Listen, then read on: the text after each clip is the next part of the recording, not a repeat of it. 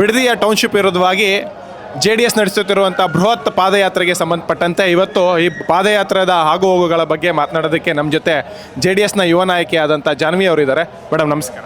ನಮಸ್ಕಾರ ಮೇಡಮ್, ಈ ಹೋರಾಟ ಯಾಕೆ ಅಂತಂದರೆ ಈ ನಮಗಿನ್ನ ಜಾಸ್ತಿಯಾಗಿ ನೀವು ಗ್ರೌಂಡ್ ಲೆವೆಲಲ್ಲಿ ಎಲ್ಲ ಹಳ್ಳಿಗಳಿಗೆ ಓಡಾಡಿ ಮಾತನಾಡಿಸ್ಕೊಂಡು ಬಂದಿದ್ದೀರಾ, ರೈತರ ಜೊತೆ ಮಾತನಾಡ್ತಾರೆ. ಆ್ಯಕ್ಚುಲಾಗಿ ಗ್ರೌಂಡಲ್ಲಿ ಏನು ಹೇಳ್ತಾ ಇದ್ದಾರೆ ಮೇಡಮ್? ಹೌದು, ನಾನು 10 ಬಾರಿ ಬಿಡದಿಯ ರೈತ ಕುಟುಂಬಗಳನ್ನು ಭೇಟಿ ಮಾಡಿದ್ದೀನಿ. ಅಲ್ಲಿ ಸಣ್ಣ ರೈತರು ಇದ್ದಾರೆ, ದೊಡ್ಡ ರೈತರು ಇದ್ದಾರೆ, ಆರ್ಥಿಕವಾಗಿ ಸದೃಢರಾಗಿರೋರು ಇದ್ದಾರೆ, 8 ಗುಂಟೆ 10 ಗುಂಟೆಯನ್ನು ಹೊಂದಿರುವಂಥವರು ಇದ್ದಾರೆ. ಸೊ ಅವರು ಕೇವಲ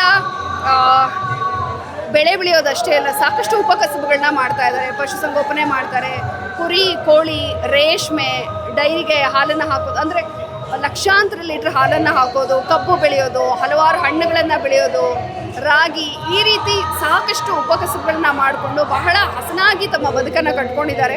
ನೀವು ಒಂದು ಸಣ್ಣ ರೈತರನ್ನೇ ತಗೊಂಡ್ರು 15 ದಿವಸಕ್ಕೆ 35,000, ಅಂದರೆ ತಿಂಗಳಿಗೆ ಎಷ್ಟಾಯಿತು, 70,000 ರಿಂದ 80,000 ದುಡಿತಾ ಇದ್ದಾರೆ. ಮನೆ ಬಾಡಿಗೆ ಇಲ್ಲ, ಬೆಳೆಯೋ ಬೆಳೆಯಲ್ಲೇ ಅವರು ಊಟ ತಿಂಡಿ ಪ್ರತಿಯೊಂದು ಕೂಡ ನಡೆದು ಹೋಗುತ್ತೆ. ಹಣ್ಣು ಹಂಪಲುಗಳನ್ನು ಬೆಳೀತಾರೆ, ಹಾಗಾಗಿ ಖರ್ಚು ಬಹಳ ಕಡಿಮೆ. ಅಂಥವ್ರನ್ನ ಕರ್ಕೊಂಡು ಬಂದು ಸಿಟಿಗೆ ಹಾಕಿಬಿಟ್ರೆ ಮನೆ ಬಾಡಿಗೆ ಕಟ್ಟಬೇಕು, ಪ್ರತಿಯೊಂದನ್ನು ಕೊಡಬೇಕು, ಜೊತೆಗೆ ಅವ್ರಿಗೆ ವಯಸ್ಸಾಗಿದೆ, ವಿದ್ಯೆ ಇಲ್ಲ, ಅವ್ರಿಗೆ ಏನು ಕೆಲಸ ಕೊಡೋಕ್ಕಾಗುತ್ತೆ? ಇದನ್ನು ನಾನು ಕಣ್ಣಾರೆ ಕಂಡಿದ್ದೀನಿ. ಇದು ಯಾವುದೋ ಒಂದು ಸರ್ವೆ ಆಧಾರದ ಮೇಲೆ ನಾನು ಮಾತಾಡ್ತಾ ಇರೋದಿಲ್ಲ, ಇದು ಜಾಹ್ನವಿ ಸರ್ವೆ. 10 ಬಾರಿ ರೈತ ಕುಟುಂಬಗಳನ್ನು ಭೇಟಿ ಆಗಿದ್ದೀನಿ. ನಿಜವಾಗ್ಲೂ ಒಬ್ಬೊಬ್ಬರ ಪರಿಸ್ಥಿತಿಯನ್ನು ನೋಡಿದ್ರೆ ಕಣ್ಣಂಚಲ್ಲಿ ನೀರು ಬರುತ್ತೆ. ಯಾಕಂದರೆ ಅವರಿಗೆ ಒಂದು ರೀತಿಯಾದಂತಹ ಒಂದು ಭಯ ಕಾಡ್ತಾ ಇದೆ, ನಿದ್ದೆ ಬರ್ತಾ ಇಲ್ಲ, ಅವ್ರ ಆರೋಗ್ಯದ ಮೇಲೆ ಪರಿಣಾಮ ಬೀರ್ತಾ ಇದೆ. 1 ವರ್ಷದ ಹಿಂದೆ ಒಂದು ದೊಡ್ಡ ಮನೆ ಕಟ್ಟಿದ್ದಾರೆ, ಅದು ನಾಳೆ ದಿನ ನಮ್ದೆಲ್ಲ ನಾವು ಬಿಟ್ಟು ಹೋಗಬೇಕು ಅಂದಾಗ ಆ ಜಾಗದಲ್ಲಿ ನೀವು ನಿಂತರೆ ನಮ್ಗೆ ಹೇಗಾಗಬೇಡ, ಅಂಥ ಒಂದು ಪರಿಸ್ಥಿತಿಯಲ್ಲಿ ಅವರಿದ್ದಾರೆ. ಅಂಥ ಒಂದು ಪರಿಸ್ಥಿತಿಗೆ ದೂಡಿರೋದು DK ಶಿವಕುಮಾರ್ ಅವರ ನೇತೃತ್ವದ ರಾಜ್ಯ ಸರ್ಕಾರ. ಈ ರಿಯಲ್ ಎಸ್ಟೇಟ್ ಮೂಲಕವಾಗಿ ರೈತರನ್ನು ಒಕ್ಕಲೆಬ್ಬಿಸೋದಕ್ಕೆ ಈ ಕೆಲಸಗಳನ್ನು ಮಾಡ್ತಾ ಇದ್ದಾರೆ ಅಂತ ಹೇಳ್ತಾ ಇದ್ದಾರೆ. ವಾಸ್ತವವಾಗಿ ನೀವು ಗ್ರೌಂಡಲ್ಲಿ ಮಾಧ್ಯಮಗಳಿಗಿಂತ ಮತ್ತು ಸರ್ಕಾರದ ಅಧಿಕಾರಿಗಳಿಗಿಂತ ಅನೇಕ ಹಳ್ಳಿಗಳಿಗೆ ಭೇಟಿ ಕೊಟ್ಟಿದ್ದೀರಾ. ಆದರೂ ಕೂಡ ಸರ್ಕಾರ ಹಠಕ್ಕೆ ಬಿದ್ದಿದೆಯಲ್ಲ, ಯಾಕೆ ಅಂತ? ಅದೇ ಕೆಟ್ಟ ಹಠ. ಫಂಡ್ ಕಲೆಕ್ಟ್ ಆಗಬೇಕು, ಇನ್ನು ಕೇವಲ 1 ವರ್ಷ ಇದೆ. ಇಡೀ ದೇಶದ ರಾಜಕೀಯ ಭೂಪಟವನ್ನು ತೆಗೆದುಕೊಂಡ್ರೆ ಎಲ್ಲ ಕಡೆ ಧೂಳಿಪಟ ಆಗಿದೆ. ಕಾಂಗ್ರೆಸ್ಸು ಇರೋದು ಕರ್ನಾಟಕದಲ್ಲಿ, ಮೆಜಾರಿಟಿ ಇರೋದು ಕರ್ನಾಟಕದಲ್ಲಿ. ಹಾಗಾಗಿ ಹೈಕಮಾಂಡ್ನಿಂದ ಅವ್ರಿಗೆ ಪ್ರೆಷರು, ಫಂಡ್ ಬೇಕು ಅಂತ. ಅವ್ರ ಸ್ಥಾನನ ಭದ್ರಪಡಿಸ್ಕೊಳ್ಳೋಕ್ಕೆ ಅವರು ಫಂಡನ್ನು ಕೊಡಬೇಕು. ರಾಬರ್ಟ್ ವಾದ್ರಾ ಅವರಿಗೆ ಈ ಒಂದು ಪ್ರಾಜೆಕ್ಟನ್ನು ಕೊಡ್ತಾ ಇರೋದು. ಸೊ ಹಾಗಾಗಿ ಎಲ್ಲ ಪಾಯಿಂಟನ್ನು ಕನೆಕ್ಟ್ ಮಾಡಿಕೊಂಡು ನೋಡಿದ್ರೆ ರಾಜ್ಯ ಸರ್ಕಾರದ ಹುನ್ನಾರ ಏನಿದೆ ಅನ್ನೋದು ಬಹಳ ಕಣ್ಣಿಗೆ ಕಟ್ಟಿದ ಹಾಗೆ ಕಾಣಿಸ್ತಾ ಇದೆ. ಅಂದರೆ ಜಮೀನನ್ನು ಕಬಳಿಕೆ ಮಾಡಿಕೊಳ್ಬೇಕು ಅನ್ನೋದೇ ರಾಜ್ಯ ಸರ್ಕಾರದ ಹುನ್ನಾರ. ಯಾಕಂದರೆ ನಾವೇನು ಬಲವಂತ ಮಾಡೋಲ್ಲ, ಕೊಡೋರು ಕೊಡಿ ಅಂತ ಹೇಳ್ತಾರೆ. ಇನ್ನು 3 ತಿಂಗಳು ಕಾಲಾವಕಾಶ ಕೊಟ್ಬಿಟ್ಟು ಹೆದರಿಸಿ ಬೆದರಿಸಿ ಅವರಿಂದ ಜಮೀನನ್ನು ಕಿತ್ಕೊಳ್ಳೋ ಅಂಥ ಒಂದು ಹುನ್ನಾರ ರಾಜ್ಯ ಸರ್ಕಾರದ್ದು. ಅದು ಕಣ್ಣಿಗೆ ಕಟ್ಟಿದ ಹಾಗಿದೆ.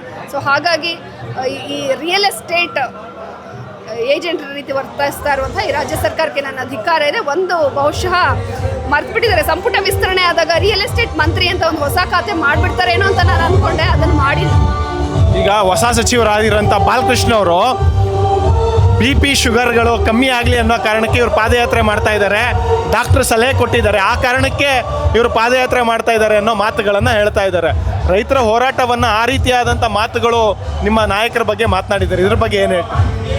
ಬಹುಶಃ ಅದೇ ಅವರ ಆತ್ಮಸಾಕ್ಷಿನ ಮುಟ್ಟು ನೋಡ್ಕೊಳ್ಬೇಕು. ಇಂಥ ಒಂದು ಮಾತಾಡ್ತಾ ಇದ್ದೀನಲ್ಲ, ಅವ್ರ ಹತ್ರ ಓಟ್ ಹಾಕಿಸ್ಕೊಂಡು ಗೆಲ್ಲಿಸ್ಕೊಂಡು ಇವತ್ತು ಸಚಿವನಾಗೋ ತನಕ ನಾನು ಬೆಳೆದಿದ್ದೀನಲ್ಲ, ಇದು ಯಾರು ಭಿಕ್ಷೆ ಅನ್ನೋದನ್ನು ಬಾಲಕೃಷ್ಣ ಅವರು ಅರ್ಥ ಮಾಡ್ಕೊಳ್ಬೇಕು. ಮಾಗಡಿ ಚಂದ್ರ ಭಿಕ್ಷೆ, ಮಾಗಡಿ ಕೂಡ ಬಿಡದಿ ಕೂಡ ಮಾಗಡಿಗೆ ಸೇರುತ್ತೆ. ಅವತ್ತಿನ ದಿವಸ ಓಟ್ ಕೇಳುವಂಥ ಸಂದರ್ಭದಲ್ಲಿ ತನ್ನ ಹೆಂಡತಿಯ ತಾಳಿಯನ್ನು ತೋರಿಸಿ ಇವರು ಓಟನ್ನು ಹಾಕಿಸ್ಕೊಂಡಿದ್ದಾರೆ.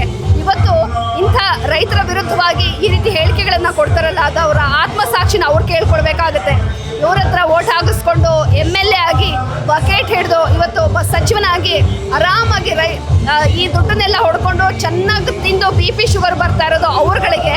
ಸೊ ಅದನ್ನು ಸ್ಟೇಟ್ಮೆಂಟನ್ನು ಕೊಡುವಾಗ ನಾಲ್ಗೆ ಮೇಲೆ ಹಿಡಿತಾ ಇರಲಿ, ಯಾರಿಂದ ನಾನು ಗೆದ್ದಿದ್ದೀನಿ, ಯಾರಿಂದ ಈ ಜಾಗಕ್ಕೆ ಬಂದು ಕೂತಿದ್ದೀನಿ ಅನ್ನೋದನ್ನ ಅವ್ರೊಂದ್ಸಲ ನೆನಪು ಮಾಡ್ಕೊಳ್ಬೇಕಾಗುತ್ತೆ. ಅವರು ಶಾಸಕರಾದಾಗಲೂ ಕೂಡ ಈ ಬೈರಮಂಗಲಕ್ಕೆ, ಬೆನ್ನಗಿರಿಗೆ ಬಂದಿಲ್ಲ ಅನ್ನೋ ಮಾತುಗಳನ್ನು ಹೇಳ್ತಾ ಇದ್ದಾರೆ. ಈಗ ಸಚಿವರು ಕೂಡ ಆಗಿದ್ದಾರೆ, ಈ ಕ್ಷೇತ್ರಕ್ಕೆ ಬರ್ತಾರೆ, ರೈತರ ಸಂಕಷ್ಟಗಳನ್ನೇನಾದ್ರು ಕೇಳ್ತಾರೆ ಅನ್ನೋದು ರೈತರ ಒಂದು ಆಸೆ ಆಗಿತ್ತು. ಇವತ್ತಿನವರೆಗೂ ಕೂಡ ಬಂದಿಲ್ಲ. ಏನು ಹೇಳ್ತಾರೆ? ಬಂದಿಲ್ಲ, ಭಯ ಅವ್ರಿಗೆ. ಯಾವ ಮುಖ ಉಟ್ಕೊಂಡು ಬರ್ತಾರೆ? ನಿಮ್ಮ ಬದುಕನ್ನೇ ಸರ್ವನಾಶ ಮಾಡೋದಕ್ಕೆ ಹೊರಟಿದಾರಲ್ಲ, ಯಾವ ಮುಖ ಉಟ್ಕೊಂಡು ಬರ್ತಾರೆ? ರೈತರನ್ನ ಫೇಸ್ ಮಾಡೋಕ್ಕಾಗತ್ತಾ ಇವ್ರಿಗೆ? ಬಿಡದಿ ಏನು ಈ ಭೂ ಕಬಳಿಕೆ ನಡೀತಾ ಇದೆಯೋ, ಆ ಒಂದು ಮೀಟಿಂಗ್ ಸಂದರ್ಭದಲ್ಲಿಯೂ ಕೂಡ ವೋಟ್ ಕೇಳುವಾಗ ಮನೆ ಮನೆ ಬಾಗ್ಲಿಗೆ ಬರ್ತಾರಲ್ಲ ಅವ್ರು ಬಂದು ಇವ್ರನ್ನ ಮಾತಾಡಿಸ್ಬೇಕು, ರೈತರು ಹೋಗಿ ಕಚೇರಿಗೆ ಹೋಗಿ ಹುಡುಕೊಂಡು ಹೋಗೋರ್ನ ಮಾತಾಡಿಸ್ಬೇಕು. ಅದೇ ಪರಿಸ್ಥಿತಿನ ತಂದಿಟ್ರು. ರೈತರನ್ನೇ ತನ್ನ ಕಚೇರಿಗೆ ಕರೆಸ್ಕೊಂಡು ಮಾತಾಡಿದ್ರು. ಯಾಕೆ? ಇಲ್ಲಿಗೆ ಬಂದು ಸಾವಿರಾರು ಸಂಖ್ಯೆಯಲ್ಲಿರುವಂತಹ ರೈತರನ್ನ ಫೇಸ್ ಮಾಡುವಂಥ ತಾಕತ್ತು ಅವ್ರಿಗಿಲ್ಲ, ಮುಖ ಇಲ್ಲ ಅವ್ರಿಗೆ. ಯಾವ ಮುಖ ಉಟ್ಕೊಂಡು ಬರ್ತಾರೆ?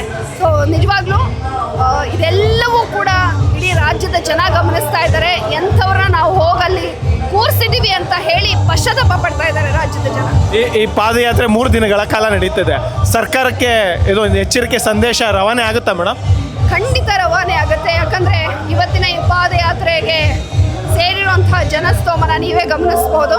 ಕೇವಲ ಬಿಡದಿ ಬೆಂಗಳೂರಷ್ಟೇ ಅಲ್ಲ, ರಾಜ್ಯದ ಮೂಲೆ ಮೂಲೆಯಿಂದ ಕಾರ್ಯಕರ್ತರು, ಜನರು ರೈತರ ಪರವಾಗಿ ನಡೀತಾ ಇರುವಂತಹ ಇವತ್ತು ಬೃಹತ್ ಪಾದಯಾತ್ರೆಯಲ್ಲಿ ಭಾಗವಹಿಸ್ತಾ ಇದ್ದಾರೆ. ಖಂಡಿತವಾಗಿಯೂ ಕೂಡ ಇದೊಂದು ಎಚ್ಚರಿಕೆಯ ಗಂಟೆ ಆಗುತ್ತೆ. ನಮ್ಮ ಧ್ವನಿ ವಿಧಾನಸೌಧದ ಕದವನ್ನ ತಟ್ಟಿ ನಡಗಿಸೋದಂತೂ ಗ್ಯಾರಂಟಿ. ಯಾಕಂದ್ರೆ 3ನೇ ದಿವಸ ಮಣ್ಣಿನ ಮಗ ಅಪ್ಪಾಜಿ ದೇವೇಗೌಡರು ಕೂಡ ಭಾಗಿಯಾಗ್ತಾ ಇದ್ದಾರೆ. ಅವರು ಒಂದು ಧರಣಿ ಕೂರ್ತೀನಿ ಅನ್ನೋ ಒಂದು ಸ್ಟೇಟ್ಮೆಂಟ್ಗೆ ರಾಜ್ಯ ಸರ್ಕಾರ ನಡಗಿತ್ತು. ಅಂಥದ್ರಲ್ಲಿ ಅವರು ಬಂದು ಸಮಾವೇಶದಲ್ಲಿ ಭಾಗಿಯಾಗ್ತಾ ಇದ್ದಾರೆ. ಖಂಡಿತ ರಾಜ್ಯ ಸರ್ಕಾರಕ್ಕೆ ದೊಡ್ಡ ಮಟ್ಟಿನ ನಡಕ ಗ್ಯಾರಂಟಿ. ಈಗ ನಿಮ್ಮ ಹೋರಾಟದ ಹಿಂದಿನ ದಿನ ಅಂದರೆ ನಿನ್ನೆ ಒಂದು ನಿವೃತ್ತ ನ್ಯಾಯಮೂರ್ತಿಗಳ ಒಂದು ಸಮಿತಿ ಕೂಡ ಮಾಡಿದ್ದಾರೆ. ಇದು ನಿಮ್ಮ ಹೋರಾಟಕ್ಕೆ ಕೌಂಟರ್ ಕೊಡೋದಕ್ಕೆ ಮಾಡಿದ್ದಾರಾ ಅಂತ? ಏನು ಕೌಂಟರ್ ಕೊಡೋಕ್ಕಾಗುತ್ತೆ? ಅವ್ರು ಏನು ಮಾಡೋಕ್ಕಾಗಲ್ಲ. ಯಾಕಂದರೆ ಇದನ್ನೆಲ್ಲ ಆರಂಭಿಕ ಹಂತದಲ್ಲಿ ಮಾಡಬೇಕಾಗಿತ್ತು. ಒಂದು ಭೂ ಸ್ವಾಧೀನ ಪ್ರಕ್ರಿಯೆಗೆ ಮುಂದಾದಾಗ ಅದರದೇ ಆದಂಥ ರೀತಿ ನೀತಿ ಇರುತ್ತೆ. ಒಂದು ಕಮಿಟಿಯನ್ನು ಮಾಡಿ ರೈತರನ್ನ ಭೇಟಿಯಾಗಿ ಎಷ್ಟು ಜನ ಕೊಡೋರಿದ್ದಾರೆ, ಎಷ್ಟು ಜನ ಕೊಡೋರಿಲ್ಲ, ಅವ್ರ ಸ್ಥಿತಿಗತಿಗಳು ಏನಿದೆ ಅದೆಲ್ಲವನ್ನ ಆರಂಭದಲ್ಲಿ ಮಾಡಬೇಕಾಗಿತ್ತು. 518 ದಿವಸ ಆದಮೇಲೆ ಸುಮ್ಮನೆ ಕಣ್ಣೊರೆಸೋ ತಂತ್ರವನ್ನು ರಾಜ್ಯ ಸರ್ಕಾರ ಅನುಸರಿಸ್ತಾ ಇದೆ. ಯಾವಾಗ ಮಾಡಬೇಕಾಗಿತ್ತು ಅದನ್ನು ಮಾಡಿಲ್ಲ. ಫೈನಲ್ ನೋಟಿಫಿಕೇಶನ್ ಅನ್ನು ಹೊರಡಿಸಿದ ಮೇಲೆ ಕಮಿಟಿ ರಚನೆ ಮಾಡೋದಾ? ಫಸ್ಟ್ ಕಮಿಟಿ ರಚನೆ ಮಾಡಿ ಆ ವರದಿ ಕೊಟ್ಟ ಮೇಲೆ ಇಲ್ಲಪ್ಪ ಇಲ್ಲಿ ಟೌನ್ಶಿಪ್ ಮಾಡೋದಕ್ಕೆ ಇಲ್ಲಿ ಎಲ್ಲವೂ ಕೂಡ ನಿಯಮಗಳನ್ನ ಪಾಲನೆ ಮಾಡಿ ನಾವಿಲ್ಲಿ ಮಾಡ್ಬೋದು ಅಂತ ಹೇಳಿ ರಿಪೋರ್ಟ್ ಹೇಳಿದಾಗ ಮಾಡಬೇಕಾಗಿತ್ತು. ಎಲ್ಲ ಗಾಳಿ ತೂರಿ ಮಾಡಿ 518 ದಿವಸ ಹೋರಾಟ ಆದಮೇಲೆ ಕಮಿಟಿ ರಚನೆ ಮಾಡ್ತಾ ಇದ್ದಾರೆ ಅಂತಂದರೆ ಇಲ್ಲಿ ಯಾವುದೂ ಕೂಡ ನ್ಯಾಯಸಮ್ಮತವಾಗಿ ಪಾಲನೆ ಆಗ್ತಾ ಇಲ್ಲ ಅನ್ನೋದನ್ನ ಈ ಮೂಲಕ ಹೇಳಕ್ಕೆ ಇಷ್ಟಪಡ್ತೀನಿ. ಇದು ನಿಮ್ಮ JDS ನಾಯಕರ ಅಂದರೆ ಕುಮಾರಸ್ವಾಮಿ ಅವರ ಪಾಪದ ಕೂಸು ಅಂತ ಬಾಲಕೃಷ್ಣ ಅವರು, ರಂಗನಾಥ್ ಅವರು, ಚಲರಾಯ ಸ್ವಾಮಿ ಅವರು ಸದಾಕಾಲ ಹೇಳ್ತಾ ಇರ್ತಾರೆ. ಅವರೇ ಬೇಡ ಅಂತ ಹೋರಾಟ ಕೂಡ ಮಾಡ್ತಾ ಇದ್ದಾರೆ. ಯಾಕೆ ಮಾಡ್ತಾ ಇದ್ದಾರೆ? ಅಂಗವಿಕಲದ ಒಂದು ಮಗುವನ್ನು ನಾವು ಕೈಕಾಲು ಕೊಡ್ತಾ ಇದ್ದೀವಿ, ನಮಗೆ ಸಹಕಾರ ಕೊಡಬೇಕು ಕುಮಾರಸ್ವಾಮಿ ಅವರು, ಆದರೆ ವಿರೋಧ ಮಾಡ್ತಾ ಇದ್ದಾರೆ ಯಾಕೆ ಅಂತ ಕೇಳ್ತಾ ಇದ್ದಾರೆ. ಏನು ಗೊತ್ತಾ, ಇದೇ ಬಾಲಕೃಷ್ಣ ಅವರು ಕಳೆದ ಒಂದಷ್ಟು ವರ್ಷಗಳ ಹಿಂದೆ ಅವ್ರು ಕೊಟ್ಟಂತಹ ಸ್ಟೇಟ್ಮೆಂಟು ಸಾಮಾಜಿಕ ಜಾಲತಾಣಗಳಲ್ಲಿ ಹರಿದಾಡಿದೆ. ಅವತ್ತಿನ ಸ್ಟೇಟ್ಮೆಂಟ್ ಏನಾಗಿತ್ತು? ಕುಮಾರಣ್ಣ ಅವ್ರಿಗೆ ಇಲ್ಲಿ ಟೌನ್ಶಿಪ್ ಮಾಡೋದಕ್ಕೆ ಇಷ್ಟ ಇಲ್ಲ, ಅವ್ರು ಏನೇ ದೊಡ್ಡ ದೊಡ್ಡ ಕಂಪ್ನಿಗಳು ಬರ್ಬೋದು, ಅವರು ರೈತರನ್ನ ಮೂರಾ ಬಟ್ಟೆ ಮಾಡಿಬಿಡ್ತಾರೆ, ಹಾಗಾಗಿ ಕುಮಾರಣ್ಣನ ಸುತಾರಾಮ್ ಇಷ್ಟ ಇಲ್ಲ ಅಂತ ಈ ಹಿಂದೆ ಬಾಲಕೃಷ್ಣ ಅವರು ಹೇಳಿದಂಥ ಹೇಳಿಕೆನೇ ಸಾಮಾಜಿಕ ಜಾಲತಾಣಗಳಲ್ಲಿ ಸಾಕಷ್ಟು ವೈರಲ್ ಆಗಿದೆ. ಹಾಗಾಗಿ ಬಾಲಕೃಷ್ಣ ಅವರಿಗೆ ಮಾತಿನ ಮೇಲೆ ನಿಗಾ ಎಲ್ಲ ಹಿಡ್ತಾ ಇಲ್ಲ. ಅವರು ಪರಿಸ್ಥಿತಿಗೆ, ಸಂದರ್ಭಕ್ಕೆ ಅನುಗುಣವಾಗಿ ಎಲ್ಲಿ ಅಧಿಕಾರ ಇದೆಯೋ ಆ ಕಡೆಗೆ ವಾಲ್ಕೊಳ್ಳುವಂಥ ಒಬ್ಬ ನಾಯಕ. ಹಾಗಾಗಿ ಅವರ ಮಾತಿಗೆ ಕವಡೆ ಕಾಸಿನ ಕಿಮ್ಮತ್ತಿಲ್ಲ, ಬೆಲೆನೂ ಇಲ್ಲ. ಇದು JDSನ ಯುವ ನಾಯಕಿಯಾದಂಥ ಜಾನ್ವಿ ಅವರ ಮಾತು. ಪಾದಯಾತ್ರೆಯ ಬಗ್ಗೆ ಮತ್ತು ಪಾದಯಾತ್ರೆ ಯಾವ ಕಾರಣಕ್ಕೆ ನಡೀತದೆ ಅನ್ನೋದ್ರ ಬಗ್ಗೆ ಮತ್ತು ಪಾದಯಾತ್ರೆಯ ಉದ್ದೇಶ ಅನ್ನೋದ್ರ ಬಗ್ಗೆ ಕೂಡ ಸ್ಪಷ್ಟವಾಗಿ ಮಾತನಾಡಿದ್ದಾರೆ.